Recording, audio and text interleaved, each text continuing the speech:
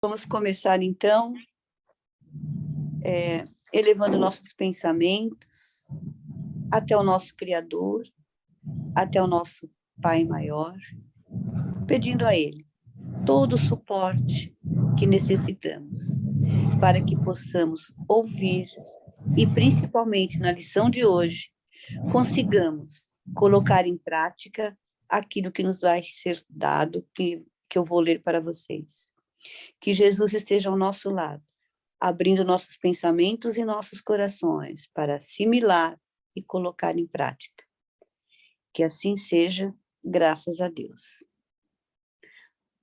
No capítulo 31, nós vamos falar sobre uma coisa que parece extremamente fácil, porém, a luta é conosco mesmo.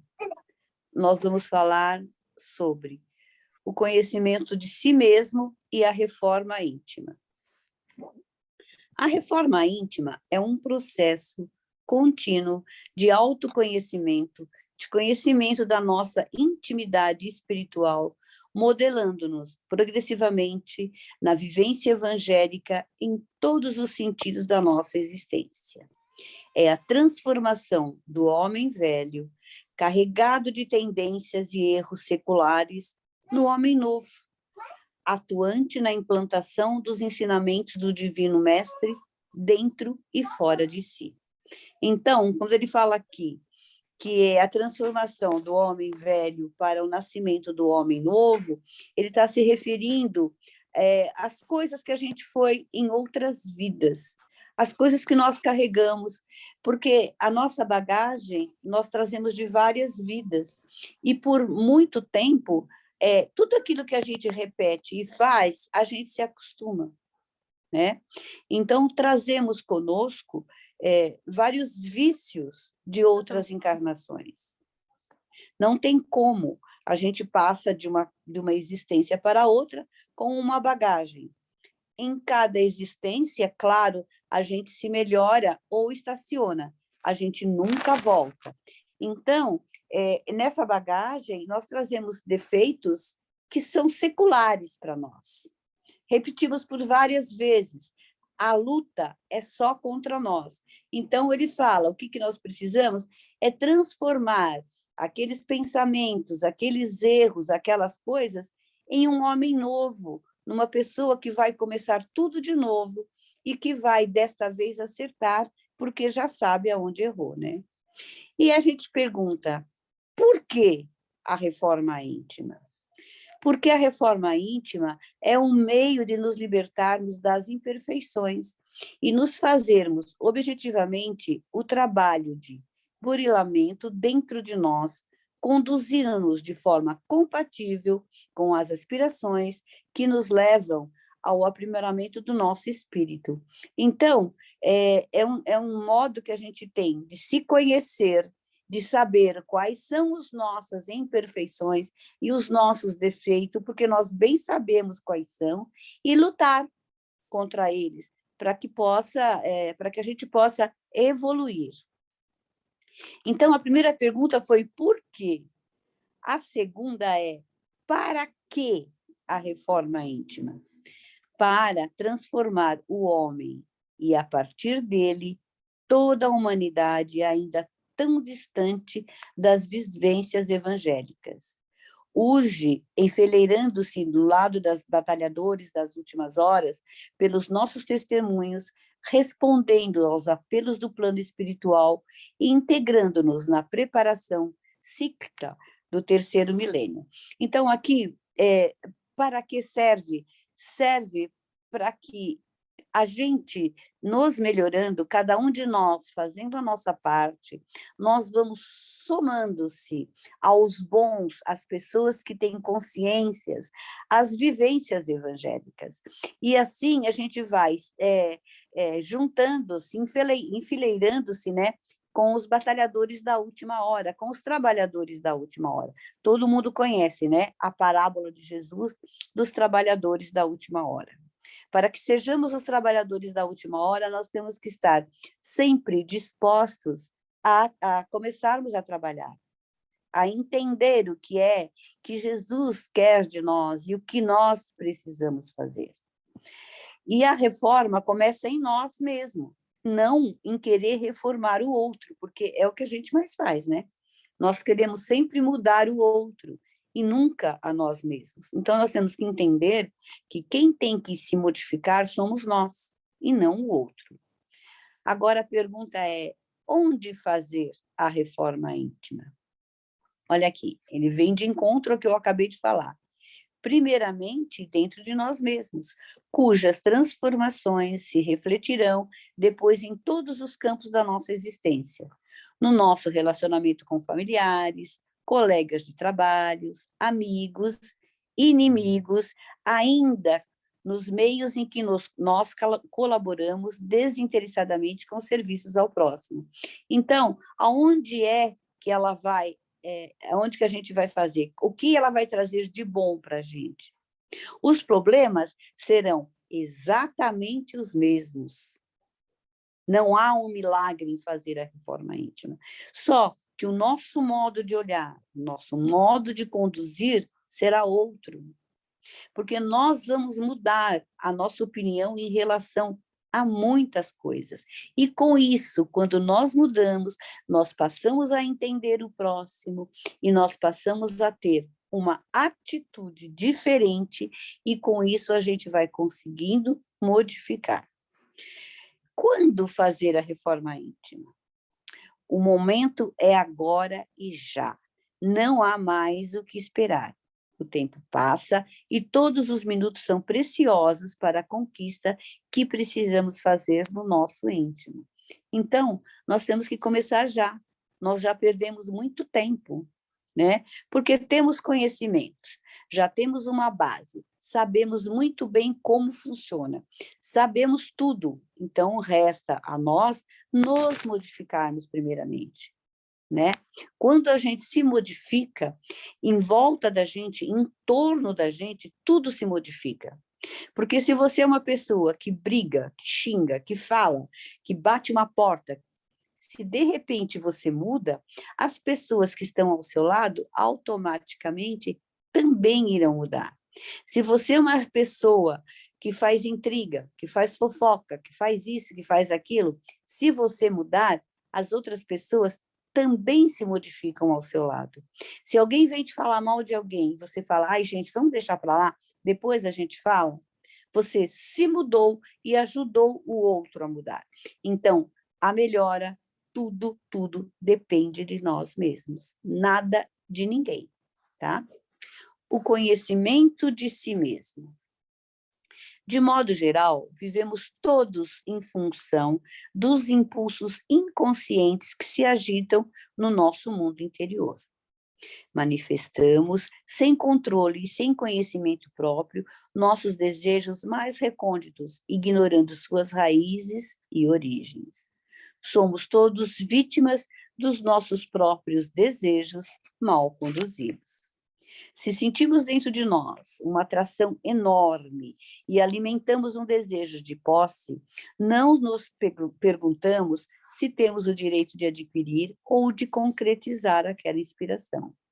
Sentimos como se fôssemos donos do que queremos, desrespeitando os direitos do próximo. Queremos, isto basta, custe o que custar, contrariando ou não a liberdade dos outros. O nosso desejo é mais forte e nada pode obstá-lo. Esta é a maneira habitual de reagirmos internamente. Então, nós fazemos isso mesmo, né? O que nós somos? Nós somos egoístas, porque nós falamos assim, primeiro eu, segundo eu, terceiro eu, e depois a gente vai pensar no próximo, né? E às vezes o próximo está tão próximo e a gente faz isso. Então, nós temos que ver e pensar, o meu desejo é o desejo da pessoa que está junto comigo? A casa onde eu moro é só minha? Só eu tenho o direito de opinar? Aonde eu trabalho sozinha? Ou eu tenho que pensar no bem-estar do outro, no entendimento para com o outro? Entendeu? Nós precisamos aprender a sermos menos egoístas e querermos tudo, até o que a gente não pode. para satisfazer os nossos desejos. Agindo deste modo, interferimos na vontade dos que nos cercam e contrariamos, na maioria das vezes, os desejos daqueles que não se subordinam aos nossos caprichos. Provocamos reações, violências e, parte a parte, agressões, discussões, desajustes, conflitos, ansiedades, tormentos, mal-estares, infelicidades. Vemos constantemente os erros e defeitos dos que nos rodeiam e somos incapazes de perceber nossos próprios erros, tão ou mais acentuados do que aqueles ou dos estranhos. As nossas faltas são sempre justificadas por nós mesmos com razões claras ao nosso limitado entendimento. Colocamos-nos sempre como vítimas. Então, o que nós fazemos? Somos os heróis e a mocinha da novelinha das 6. Somos tão bonzinhos e todos agem mal para conosco. A gente não vê o outro lado, e sempre o nosso lado, a nossa vontade e a nossa justificativa, né? Sempre a razão está do nosso lado, nunca do outro. Esse comportamento é típico nos seres humanos e confirma o desconhecimento de nós mesmos, das reações e manifestações que habitam a intimidade do nosso eu, que é a sede da alma. A grande maioria das criaturas ainda se compraz nas manifestações de suas paixões e não encontra motivos para delas abdicar em benefício de alguém. São os imediatistas de necessidades mais elementares, como predominância das funções animais, como reprodução, conservação e defesa. Dentro desta maioria, compreendemos claramente como hábitos mais evidentes e comum a sensualidade, a gula, a agressividade, que no ser tradicional muitas vezes ultrapassam os limites das reações primitivas animais nos requintes das expressões, decorrentes daqueles 3 hábitos. São os hábitos que nós temos, né? E todo mundo tem dentro de si. Uns mais, outros menos, mas trazemos dentro de nós, né? O ciúme, a vingança, o ódio, a luxúria, a violência. Aqui a luxúria todo mundo sabe, né? Luxúria é aquela atração imensa da sexualidade. Então, tudo isso, como todas as coisas, quando muito grande, pesa. Então, uma pitada de ciúmes faz bem. A vingança, nunca. O ódio, nem pensar. A luxúria precisa ter um certo equilíbrio. E a violência, nunca. Então, nós precisamos medir dentro de nós qual desses elementos é mais forte dentro de nós. É o ciúmes? É a vingança? É o ódio? É a luxúria? Ou é a violência? Como temos ali, né? A gula, a agressividade. Então, nós precisamos nos conhecer e corrigir os erros que estão em nós, primeiramente, né? Podemos dizer que há nesses tipos de indivíduos a predominância da natureza animal orgânica ou corpórea. Uma pequena minoria da humanidade compreende a sua natureza espiritual e, como tal, reflete um comportamento mais racional e menos impulsivo. Isto é, as suas necessidades já denotam aspirações do sentimento, algum esforço em conquistar virtudes e, assim, libertar-se dos defeitos derivados do egoísmo. Então, claro, é uma pequena minoria, né, de pessoas que já têm compreensão disto e que sabem que devem diminuir tudo isso dentro de si. Todos nós sabemos quando nós estamos errando. A gente tem dentro de nós a consciência de Deus, de que está errado. Porém, por muitas vezes nos é difícil né? Quando vê, você já fez. Quando vê, você já brigou. Quando vê, você já gritou. Quando vê, você já... Ai, que raiva. Ai, que ódio. Ai, que vontade de fazer isso. Até o pensamento, né? E você pensa em se vingar, pronto, você já caiu, né? Já não é para fazer isso, né? Estamos todos, possivelmente, numa categoria intermediária, numa fase de transição de espíritos imperfeitos para espíritos bons. E, portanto, ora nos comprazemos dos impulsos característicos do primeiro, ora buscamos alimentar o nosso espírito nas realizações do coração, na caridade, na solidariedade, no esforço e no autoaprimoramento. Então, aqui ele está falando que, como nós estamos nessa transição de espíritos imperfeitos para perfeitos, ainda é normal que nós temos esses sintomas, né? E temos essas pequenas recaídas, mas, ao mesmo tempo, nós já entendemos o quanto é importante fazer a caridade, ser solidário, né? E assim a gente vai fazendo o nosso autoaprimoramento. Vamos, assim, de modo lento, nas múltiplas existências, realizando o mesmo progresso individual, levando-nos na escala que vai do ser animal ao ser espiritual, alicerçando interiormente os valores morais. Então, devagarinho, nós vamos seguindo para o nosso aperfeiçoamento, né? Cabe a nós. Que passo vamos dar? Antigamente tinha uma brincadeira que, na minha época de criança, era assim, você dá 10 passinhos de formiguinha, você de gigante, e assim a gente ia brincando até que chegasse em tal lugar. Então, cabe a nós escolher qual é o passo que queremos dar para podermos chegar à nossa evolução, né? No Livro dos Espíritos, na questão 919A, Santo Agostinho afirma: o conhecimento de si mesmo é, portanto, a chave do progresso individual. Todo esforço individual, no sentido de melhorar nesta vida e resistir ao arrebatamento no mal, só pode ser realizado conscientemente por disposição própria, distinguindo-se claramente os impulsos íntimos e optando por disposições que nos levam às mudanças de comportamento. Deste modo, conhecer-se a si mesmo é a condição indispensável para nos levar a assumir deliberadamente o combate à predominância da natureza corpórea. Então, nós temos dentro de nós ainda o instinto animal, né? É o instinto, né? Quando vê, já fizemos. Então, nós temos que combater este instinto que ainda trazemos dentro de nós. É como lavar uma roupa, né? A mancha mais forte sai na lavada, mas nós precisamos esfregar mais para que saia completamente. Então, precisamos sempre nos aprimorar no nosso conhecimento e sempre para o lado do bem, para que essa mancha se desfaça e se acabe, e nos limpemos assim. Agora vem como conhecer-se.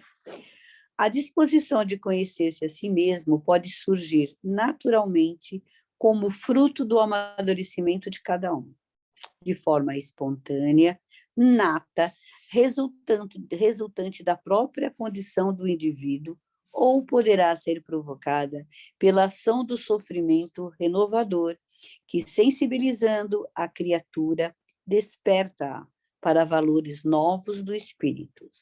Uns chegam pela compreensão natural, outros pela dor, que também é um meio de despertar a nossa compreensão.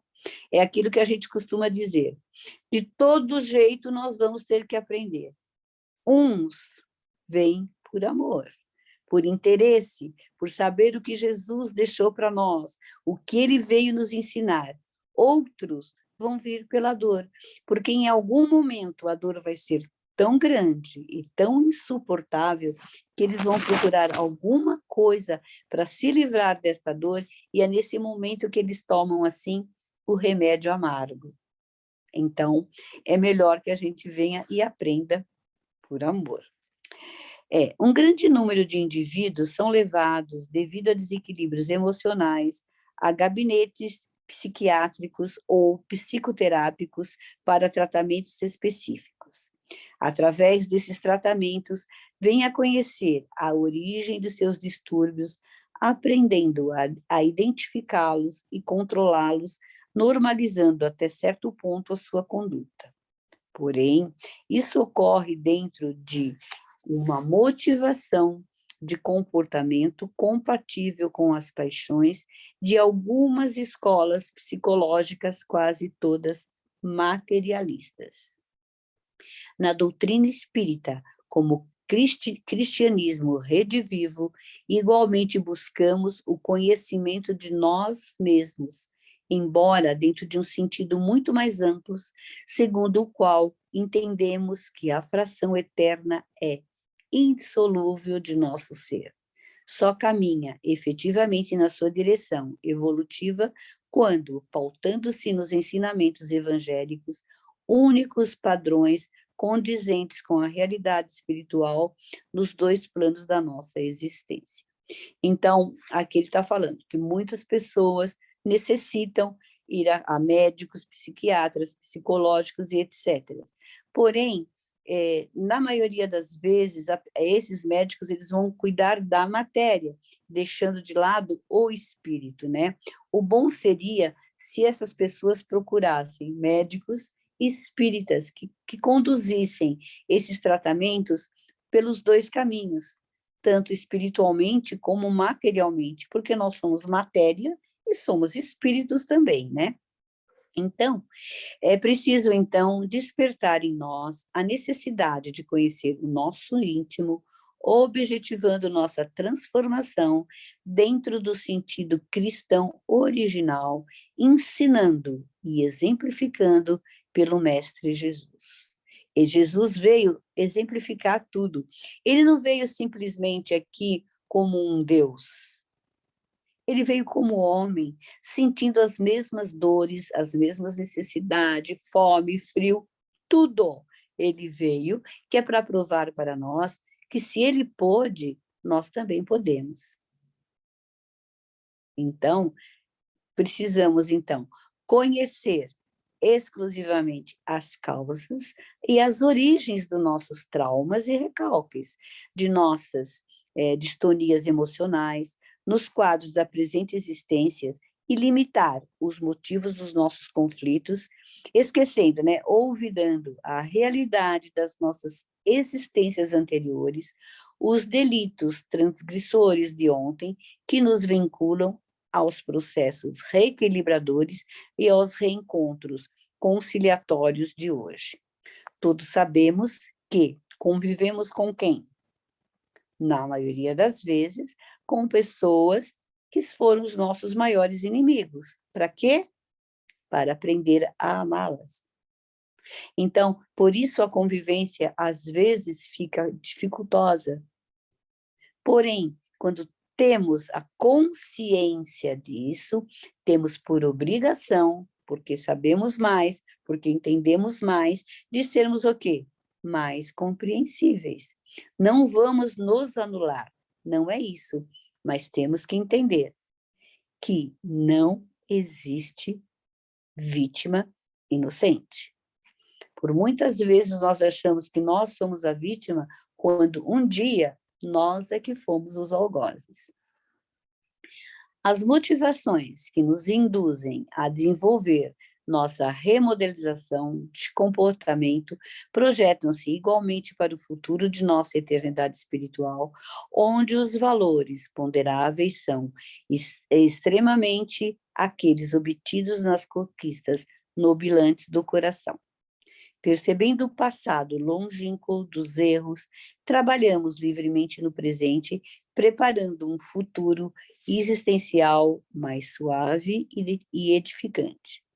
Este é o amplo contexto da nossa realidade espiritual, a qual almejamos nos integrar atuantes e produtivos. Allan Kardec mostra nos itens 16 do Código Penal da Vida Futura que no caminho para a regeneração não basta ao homem um arrependimento, são necessárias a expiação e a reparação, afirmando que a reparação consiste em fazer o bem àqueles a quem se havia feito mal, e também praticando o bem em compensação do mal praticado, isto é, tornando-se humilde se tem sido orgulhoso, amável se foi rude, caridoso se foi egoísta, benigno se foi perverso, laborioso se foi ocioso, útil se foi inútil, frugal se intemperante exemplar se não o foi. Então, todos esses defeitos que a gente está vendo aqui, nós podemos, olha, eu fiz mal para alguém, eu posso me arrepender, mas eu preciso reparar. E é isso que nós fazemos nessa encarnação. Nós reparamos algo que fizemos. É isso que nós temos que ter dentro de nós, tá? É muito, muito importante isso. Como podemos nos reabilitar? Oi? Temos 7 minutos.